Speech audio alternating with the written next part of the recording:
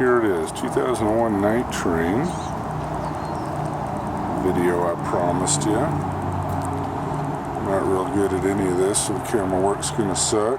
And you get to see my big ass shadow there. Pretty nice bike. I'm the second owner. It's got about 85,000 miles on it. So it has seen its road use. It's been to about every major rally in the world, or in America at least once or twice. Just standard 2001 Night Train. Everything's pretty well blacked out except the front end. The aftermarket gauge you see on the handlebar clamp does not work. It rattled loose and self-destructed.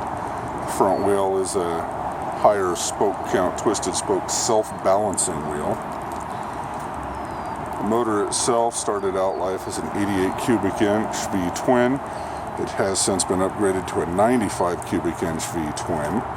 It's got the aftermarket gear drive setup instead of the chain tensioner. It's got port work done. It's got titanium valves in it.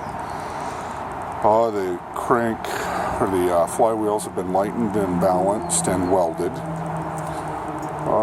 What else has been done to it? Obviously it's been programmed. It is a fuel injected bike. It's got a Performance Machine aftermarket front brake on it. I'll show you that real quick here. I'll start this thing up. Can't see it there, but you should be able to see it there. Alright. Always had the oil changed on time, most of the time before time. But here it goes. Give it a second to prime.